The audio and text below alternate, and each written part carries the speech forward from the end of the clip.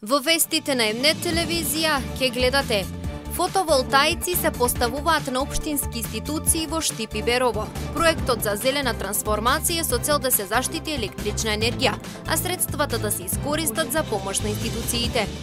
Во теќе асфалтирањето на неколку улици во Чартаклија. Со ова завршува долгогодишниот проблем на граѓаните.